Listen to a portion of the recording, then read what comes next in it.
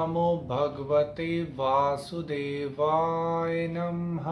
ओम नमो लक्ष्मी नारायण नमः। जय हो लक्ष्मी नारायण की। राधे राधे सभी दोस्तों को। मैं आंसू उम्मीद करता हूँ सभी भक्तजन बढ़िया होंगे।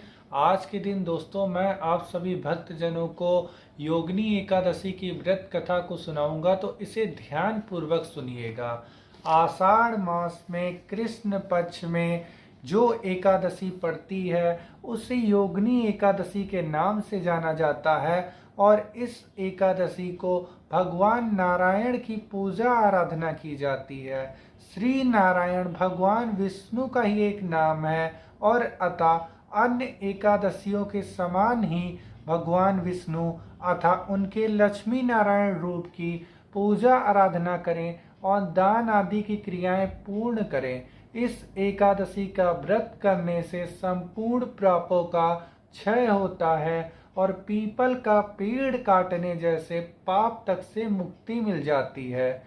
किसी के दिए हुए श्राप तक का निवारण हो जाता है योगिनी एकादशी का व्रत करने से। इस व्रत को करने वाला इस लोक में सभी सुखों को भोग कर अंत में मोक्ष को प्राप्त कर हरि चरणों में निवास प्राप्त करता है, ऐसा शास्त्रों में कथन है। धर्मराज युधिष्ठिर ने कहा, हे वासुदेव, मैंने ज्येष्ठ शुक्ल एकादशी के व्रत का महात्म सुना।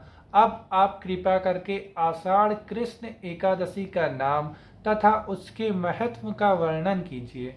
श्री कृष्ण कहने लगे, हे राजन, आषाढ़ कृष्ण एकादशी का नाम योगिनी है। इसके व्रत से समस्त पाप नष्ट हो जाते हैं।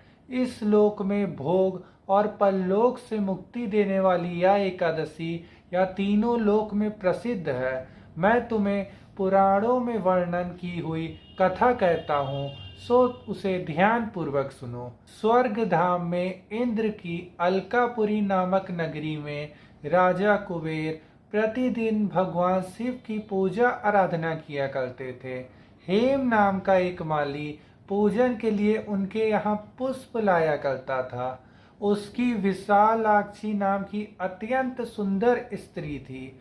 एक दिन वह मानसरोवर से पुष्प तो ले आया, परंतु कामुकता होने के कारण वह अपनी स्त्री से रमण करने लगा और दोपहर तक पुष्प लेकर राजा के पास नहीं पहुंचा। उधर राजा उसकी राह देखता रहा। अंत में उसने सेवकों को आज्ञा दी कि तुम लोग जाकर हेम माली के न आने के कारण का पता लगाओ। सेवकों ने पता लगाकर राजा से कहा, महाराज, माली तो अत्यंत कामी है, अभी तक अपनी स्त्री से रमण कर रहा है। यह सुनकर कुबेर ने क्रोधित होकर उसे बुलाया। हेम माली राजा के भय से कांपता हुआ उपस्थित हुआ। राजा कुबेर क्रोध के मारे कांपते हुए कहने लगे, अरे पापी, नीच, कामी, तूने मेरे परम पूजनीय ईश्वरों के भी ईश्वर श्री शिव जी महाराज का अनादर किया है। इसलिए मैं तुझे श्राप देता हूँ कि तू स्त्री वियोग सहेगा और मृत्यु लोक में जाकर कोढ़ी रहेगा। कुबेर के श्राप के प्रभाव से हेममाली उसी क्षण स्वर्ग से पृथ्वी पर गिर गया। भूतल पर आते ही उसे श्वेत कोण निकल आया। उस स्त्री भी वहां से अंतर्ध्यान हो गई। मृत्यु लोक में आकर उसने अनेक दुख भोगे। भयानक जंगल में जाकर बिना अन्न और पानी के भटकता रहा।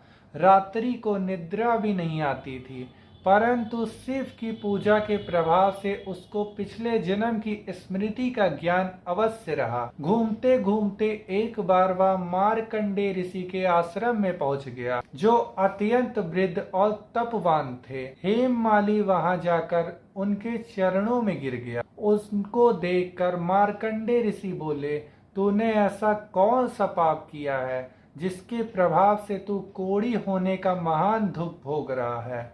हेममाली कहने लगा, मैं राजा कुबेर का सेवक हेममाली हूँ। मैं राजा की पूजा के लिए नित्य प्रतिदिन पुष्प लाया करता था। एक दिन मुझे अपनी स्त्री के साथ विहार करते देर हो गई और दोपहर तक पुष्प लेकर नहीं पहुंच सका, तो उन्होंने मुझे श्राप दे दिया कि तुझे स्त्री का वियोग होगा और मृत्यु लोक में जाकर कोढ़ी बनकर दुख भोगेगा। इस श्राप से मैं कोढ़ी होकर अत्यंत दुख भोग रहा हूँ। अतः आप कोई ऐसा उपाय बताइए जिससे मेरा यह दुख दूर हो जाए। इस पर मार्कंडे ऋषि बोले, तूने मेरे सन्मुख सत्य वचन कहे हैं, इसलिए मैं तेरे उद्धार के लिए एक व्रत बताता हूँ। यदि तू आषाढ़ मास के कृष्ण पक्ष की योगिनी नाम की एकादशी का विधि पूर्वक व्रत करोगे तो तुम्हारे सभी पाप नष्ट हो जाएंगे। यह सुनकर हेममाली ने अत्यंत प्रसन्न होकर मुनि को साष्टांग प्रणाम किया। हेममाली ने मुनि के कथन अनुसार विधि पूर्वक योगिनी एकादशी का व्रत किया और इसके प्रभाव से अपने पुराने स्वरूप में आकर अपनी स्त्री के साथ आनंद पूर्वक रहने लगा। भगवान श्री कृष्ण बोले, हे राजन, यह योगिनी एकादशी का व्रत 88,000 ब्राह्मणों को भोजन कराने के बराबर फल देता है। इसके व्रत से समस्त पाप दूर हो जाते हैं और अंत में स्वर्ग की प्राप्ति होती है। यही थी दोस्तों पूरी योगिनी एकादशी की व्रत कथा। इस साल योगिनी एकादशी का व्रत 11 जुलाई को रखा जाएगा और ऐसी हमारी सनातन धर्म की मान्यता है कि जो भी भक्तजन भक्ति भाव के साथ प्रेम पूर्वक भगवान की पूजा अर्चना करते हैं, व्रत रखते हैं, भगवान हमारी पूजा अर्चना को अवश्य स्वीकार करते हैं। उनकी कृपा सभी भक्तजनों के ऊपर सदैव बनी रहती है। यही जानकारी थी दोस्तों जो इस वीडियो के माध्यम से मेरे को आप सभी भक्तजनों को देनी थी। फिर मिलते हैं अगली वीडियो में किसी और जानकारी के साथ। आशा करते हैं आप सभी का हर दिन हर पल मंगलमय हो। सभी देवी देवताओं की कृपा सभी भक्तजनों के ऊपर सदैव बनी रहे। राधे राधे सभी दोस्तों को। जय माता दी।